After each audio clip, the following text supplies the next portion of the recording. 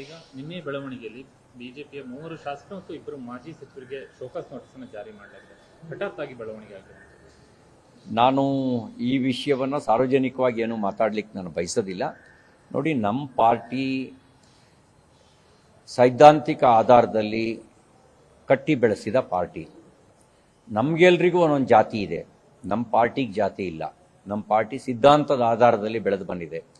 ನಾವು ಸಾಮಾಜಿಕ ನ್ಯಾಯ ಅನ್ಬೇಕಾದ್ರೂ ಕೂಡ ವಿವಿಧ ಜಾತಿ ಸಮಾಜಕ್ಕೆ ಸೇರಿದವರನ್ನ ಸಮಾಜದ ಮುಖ್ಯವಾಹಿನಿಗೆ ತರೋದಕ್ಕೆ, ಎಲ್ಲ ಸಮಾಜಕ್ಕೂ ನೇತೃತ್ವ ಸಿಗುವಂತೆ ಮಾಡೋದಕ್ಕೆ ಅವರಿಗೆ ಅವಕಾಶವನ್ನು ಕಲ್ಪಿಸ್ಕೊಡ್ತೀವಿ. ಹಾಗಂತ ಯಾವುದೇ ಜಾತಿಯವರಿದ್ರೂ ಅವರು ಸಿದ್ಧಾಂತವನ್ನು ಮೈಗೂಡಿಸ್ಕೊಂಡು ಕೆಲಸ ಮಾಡಬೇಕು, ಜಾತೀಯತೆಯನ್ನಲ್ಲ.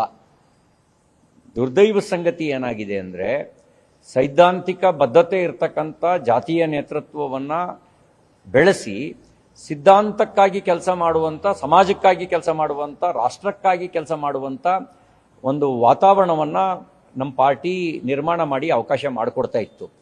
ಅದನ್ನು ಕೆಲವರು ಏನು ಅನ್ಕೊಂಡ್ಬಿಟ್ರು, ಜಾತಿಗೆ ನಮ್ಗೆ ಲೀಡರ್ಶಿಪ್ ಅಂತ ಅನ್ಕೊಂಡ್ಬಿಟ್ರು. ಜಾತಿಗೆ ಲೀಡರ್ಶಿಪ್ ಅಲ್ಲ, ಸೈದ್ಧಾಂತಿಕ ನೇತೃತ್ವ ಎಲ್ಲ ಜಾತಿಯಲ್ಲೂ ಬೆಳೆದು ಬರಬೇಕು ಅಂತ ಲೀಡರ್ಶಿಪ್ಪನ್ನು ಕೊಟ್ಟಿದ್ದು. ಹಾಗಾಗಿ ಜಾತಿ ಅನ್ನೋದು ನಮಗಿದೆ, ನಮ್ಮ ಪಾರ್ಟಿಗಿಲ್ಲ. ನಮ್ಮ ಪಾರ್ಟಿ ಸಿದ್ಧಾಂತದ ಮೇಲೆ ನಡೆಯೋದು. ಆ ಸಿದ್ಧಾಂತ ಮತ್ತು ಸಮಾಜ ಹಿತವನ್ನು ಲಕ್ಷ್ಯದಲ್ಲಿ ಇಟ್ಕೊಂಡು ಕೆಲಸ ಮಾಡಿದವರೇ ದೊಡ್ಡ ನಾಯಕರಾಗಿ ಜನಮಾನಸದಲ್ಲಿ ಬೆಳೆದರು. ಸೈದ್ಧಾಂತಿಕ ಬದ್ಧತೆಯ ಕಾರಣಕ್ಕೆ ಮತ್ತು ಸಮಾಜದ ಹಿತವನ್ನು ಲಕ್ಷ್ಯದಲ್ಲಿ ಇಟ್ಕೊಂಡು ಜನಪರ ಹೋರಾಟ ಮಾಡಿದ ಕಾರಣಕ್ಕೆ ದೊಡ್ಡ ನಾಯಕರಾಗಿ ಬೆಳೆದರು.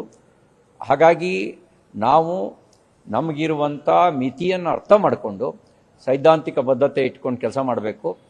ವ್ಯಕ್ತಿಗಿಂತ ಪಕ್ಷ ಮುಖ್ಯ, ಪಕ್ಷಕ್ಕಿಂತ ದೇಶ ಮುಖ್ಯ. ಮೊನ್ನೆ ಸದನದಲ್ಲಿ ಅಮಾನತು ಆದಂಥ ಘಟನೆ 18 ಶಾಸಕರ ವಿಚಾರದಲ್ಲಿ ಶಾಸಕ ಸೋಮಶೇಖರ್ ಒಂದು ಆರೋಪ ಮಾಡಿದ್ದಾರೆ.